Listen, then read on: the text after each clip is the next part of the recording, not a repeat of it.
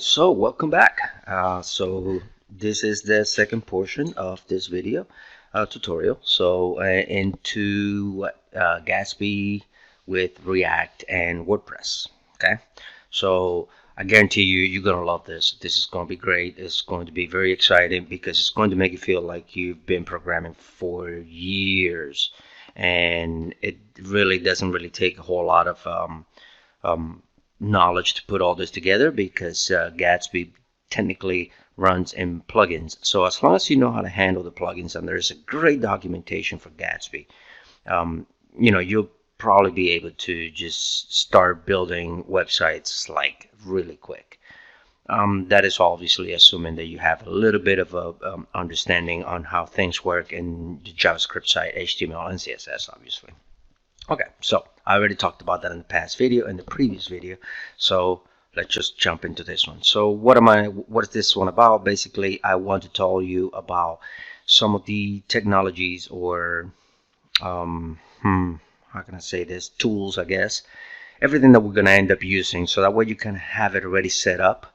So we're not going to be doing any coding in this video in particular. I just want you to go through all of this stuff that we're going to need, have it in place, and then we'll start in the next videos. So first thing you need to download is going to be Git. Okay, so just do yourself a favor, go to git./scm.com, and you'll see there in Git that there's, I'm in Windows right now, but you can do it for a Mac.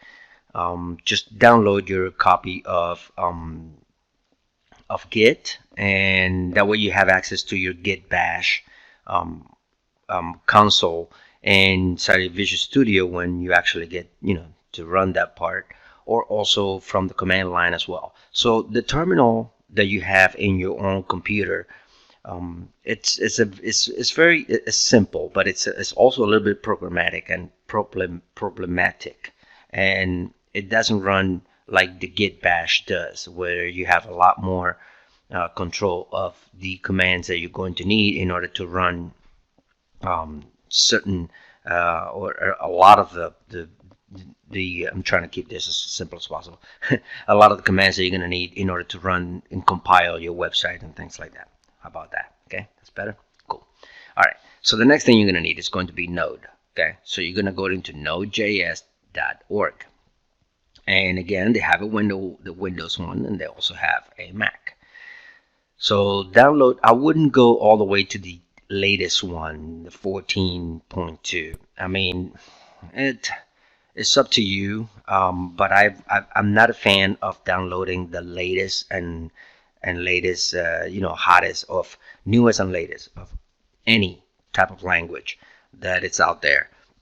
I like to give them a little bit of time to kind of sort out whatever bugs they may be working with, because a lot of the stuff that they usually put out the first time is going to come with a little bit of bug here and there, or maybe unsupported by some other languages, unsupported by some other systems and platforms and frameworks. So it's better to work with one that is more stable and that everyone is pretty much using and have been using for a while now. So I would recommend the 12.0. So the 12.16. So download that and go ahead and run it. It's a pretty simple download and install. So I don't need to show you any of this stuff. Just make sure that you run it, and then what I do want you to do is, after you have it all running, and I'm going to go ahead and I am going to show actually something here. After you have it running, come on, where are you? Assuming that you already have the Git Bash window as well and all of that. After you have it running, do yourself a favor and do do this, and then it should give you the version, in this case 12.16.3, which is the one that you see here. That will kind of give you an idea whether you downloaded it and installed it correctly or not. If you have a version coming up when you do this on your Git Bash, by the way, this is why I told you to get Git Bash before. This is way better than the regular terminal. Okay, so if you do get a version coming back when you do this, then you're good to go. You have it. And then I believe you'll be able to also get one from the NPM. Maybe not. I think you actually have to be inside of a project to get NPM. Oh no, actually, yeah. If you have it globally, you can see it. So yeah, so you should have access to the NPM. This is going to make a lot more sense later once we go into coding. So you kind of have to, make sure, I guess, that you have some kind of NPM, which is the package manager. It's a Node package manager, and you're gonna need this NPM because a lot of the packages that make React work and Gatsby and all that come from these Node package manager. Okay, so you're gonna need this. So just make sure that you have that, and that's all you need to know. All right, so the next thing you're gonna need is going to be an IDE, which is whatever it means. Development environment something. I don't know what the I stands for. I forgot. I'm not really great with acronyms. I really don't care about acronyms. I think that it's kind of stupid when you go through college lesson, for example, and one of the questions in the test is, what does HTML means, or what does CSS means, or even what does PHP means, if it really means anything. I don't know. I mean, who cares? Really? Who cares? As long as you can code in it, as long as you can do things with it, who cares what it really means? It's crazy. Anyway, I'm blabbing now. So here we go. So go to Visual Studio, code.visualstudio.com. Okay, download it for Windows or Mac, whichever one you have. Okay, or Linux even. I have a Windows right now, and go ahead and download it. And it's really a nice IDE to work with. And we're gonna dig a little bit deeper into this IDE in the next videos, because I want you to look at some extensions that I want you to download for it that are going to make things a lot easier and better for you to code in it. Okay, so just download it for now, run it, have it installed, whatever. Okay, all right. So now we're going into some documentations here that I want you to kind of have bookmarked. Okay, so make it bookmark. Make it like I did mine right here. Okay, see, you notice I got bookmarks for a lot of this stuff. I got bookmark for React, Vue, Angular, Material, even HTML, UI stuff, whatever. Some of my clients, SEO. So yeah, you just kind of get organized, man. Get organized. Get yourself a nice bookmark section over here. Put all your stuff in there. And make one up for React, okay? And in there, I want you to put this ReactJS org. This is going to be your Bible for React, okay? This is going to show you how React works and what's in it. And there's going to be tutorials in it and everything, okay? But at the most, it's going to be really good to have to just come back for reference on many things that you may want to know, on how things work. You may want to come over here and see some of the main concepts, handling events, how do you create an event so that when you click it, and how you create the function that will make something happen when you click it, things like that. Okay, you don't have to memorize everything inside this website. It's only for you can learn React in one day, okay, or in 1 week, or in 1 month. It's gonna take a long time to learn. So, but having the documentation is going to make it a lot easier to find things. Okay. All right. Moving on to the next one is going to be another documentation, Material UI. The reason why I'm showing you this one is because it's probably the one that I'm going to be using in this tutorial, and I really enjoy it. I really like Material UI. It's the one that you're going to see using in Outlook uses it, a lot of Google stuff uses it, Microsoft and stuff like that. So Material UI is really nice. And if you look at some of the components here, I don't know, not the box, buttons, for example. So you go to the buttons, and you can see how some of the buttons. So if you wanted to put a button on the screen, so this is what you do, and then this one right here will create this primary one. This one right here, the secondary, and it has a few attributes here. and it teaches you how to, if you click on this code here, it teaches you how to import it into your page and how to make it show up and all this stuff. And we're gonna go over this in the tutorial. I'm just showing you some of the stuff on how to, if you need to mess around with it, you click on this edit in code sandbox and it will take you to another website. It will take you to a platform, an online coding platform, where you can actually mess around with the button before you actually even do it in your site. Okay, so you can mess with it and break it there instead of breaking it in your site. Okay, so some of the stuff here that you can mess around with, just go through all of this. Make sure you don't click on TypeScript, because this tutorial is not going to be for TypeScript. It's going to be for JavaScript. So stick to JavaScript for now. So there's going to be a lot of other stuff. So just go through some of this stuff right here to see how the text fields work and all that. Like for example, this is pretty cool the way they do this right here, like this. I like that. That's how you can. It's just, I like it. Okay. If you don't like it, then that's fine. You don't have to use Material UI. This is the one we're going to use in this tutorial, but there are plenty other ones, and this is why I wanted to touch into this documentation as well. Bootstrap. So you go to getbootstrap.com, and this is one of the most common one and that is used out there and professionally as well. It's the same thing as Material UI. It's another HTML CSS framework, and they have other components as well that you can use, but this one is not particularly made for React. This is basically purely HTML. So if you're going to use this in with React, you're going to be injecting HTML purely, and then you're going to probably have to make your own components and turn all this HTML into React components, and that's going to take some React knowledge. Okay. There are, however, some React, React Bootstrap. Let me just look that up and see if that's such a thing. I think it's called ReactStrap. React Bootstrap? Oh, here we go. So yeah, so React Bootstrap, which used to be called ReactStrap, it's basically the exact same thing, but they actually show you, they're actually already built into components, and they show you how to put it together and how to install it into your website and things like that. So I never really used much of Bootstrap, so not lately anyway. I have in a long time ago, but not with React.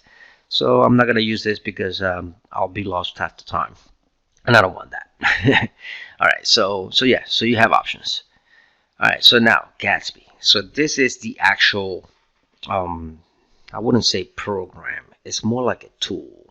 Okay, so this is the primary tool that we're going to use to put React into action. So what is Gatsby really? What does Gatsby really do?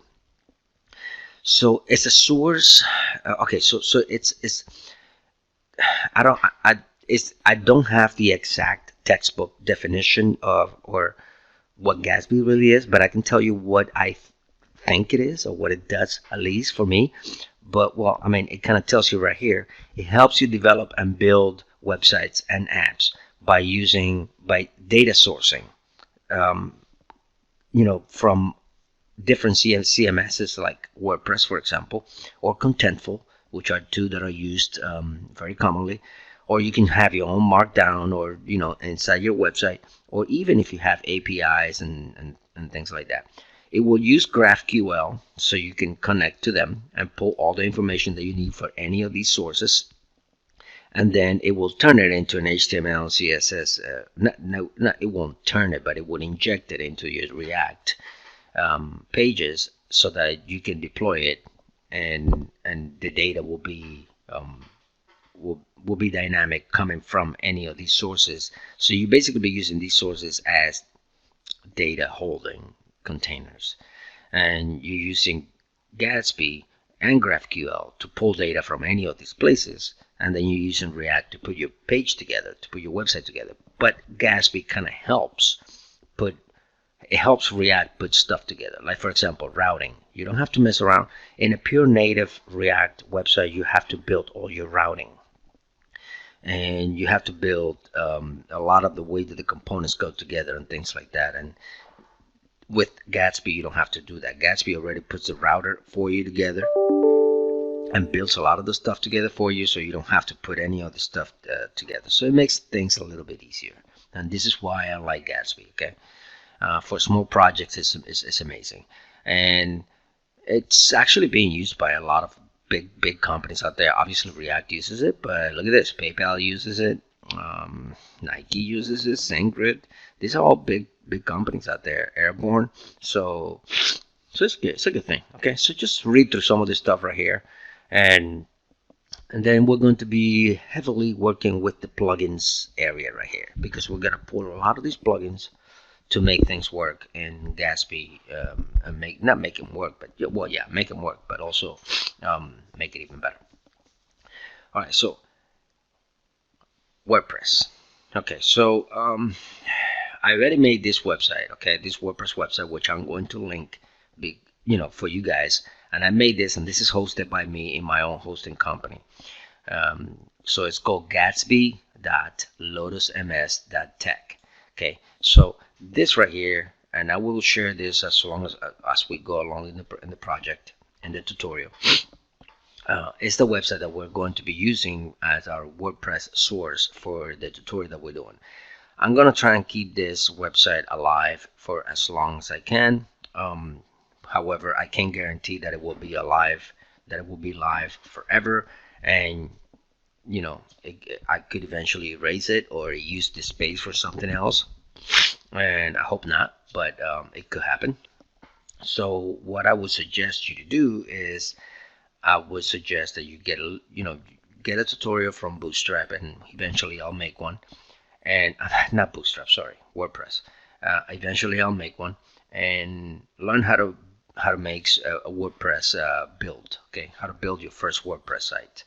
Now, here's the thing. For what we're doing here, we're not going to be using the front end. So like if I just click over here, for example, you'll be able to see the actual website of it. Okay, so WordPress is actually a website. This is a website. Okay, now you can see but we're not going to be using any of this front end. So we don't care what the WordPress website looks like in the front end. So I'm going to leave the themes and all these other files or whatever alone. I don't really care. All I really care about is this posts area here. This post here, which right now is only one of them, this is the only one that we're going to be using. Okay, not even pages, not even any of that.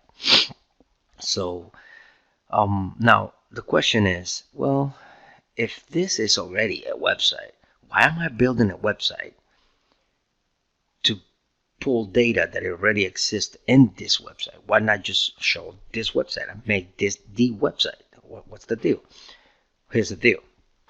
The deal with that is that this is not a single page application website. Okay, this is a server-side rendering website. So if I had a few more pages here, like if I go over here, notice that there is a flash, with sudden flash, but a quick flash, where you actually had to go into another URL. So how did that work is basically, and we'll talk this on the next video, but briefly, how that worked is basically you were in one page, this one, and then you clicking in this item here, you told the server, I want to go to another page. So in that other page, when you came over here, the response that you got back from the server came back with all of this stuff ready to load all over again. In a website that is this small, it doesn't really matter, because it's it loads really fast. But if you have a really big website with a lot of stuff, it will be a problem. So that's why it's always a lot better and easier if you have a single page application, and it's a lot more it's a lot better in performance, because everything is rendered in one single page, and you don't have to load the headers and the menus and the logos and all that stuff all over again every time you go to another page. Okay, all of that stays in one place, and the only thing that changes is the content in the center.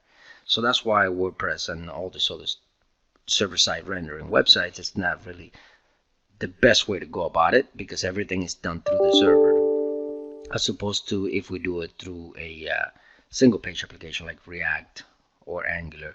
Everything is done, or not everything, but a lot of it is done in client side. So the browser and the client side of the website takes a lot of the heavy lifting and a lot of the work for you, and then whatever you send to the servers, only those things that need to be processed through data in the server, like submitting something or sending something somewhere, things like that. So it makes it a lot faster. so yeah, so I'm gonna have this for you, but I'm gonna have this done for you, and this is the one that we're gonna be using. However, I would recommend to, in whatever hosting company you have, or set up one at GoDaddy if you have to, and then in there set up your own whatever domain you want it to be. You could call it whatever is available, and just download, or have GoDaddy download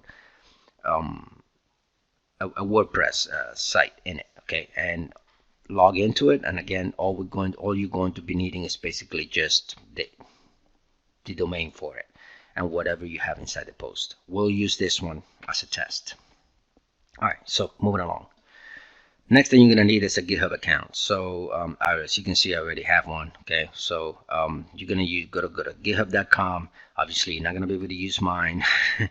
You don't have my password. So, but I'm just showing you what it is. I have a bunch of repository here, and eventually we're gonna work on this. I'm gonna tell you how to build a repository, and because we're going to have to put all the code that we have inside of a repository that we're gonna create through here. That the website is going to basically live inside of the repository here, and then you're going to go to Netlify. In Netlify, you're going to create your own Netlify account, and then there we're going to create a site that we're going to pull the code from Git. So like for example, this one here is being injected in here into this domain. Okay, that's my portfolio, so to speak. So we're going to learn how to use Netlify in order to put our website out in the internet and have, and show it to anyone that wants to see it and things like that. So that's pretty much everything we're going to need. It gets a little bit more confusing as we got down the list over here, and a lot easier in the beginning, obviously. But trust me, it will get a lot easier as we start going through this. So I'm going to stop this video right now because it's already been long. It's been like 20 minutes, and it's probably pretty long, and it's going to be the longest one probably that I ever had to make in this tutorial. But I figured a lot of this needed to be explained. Okay, and I'll see you in the next one.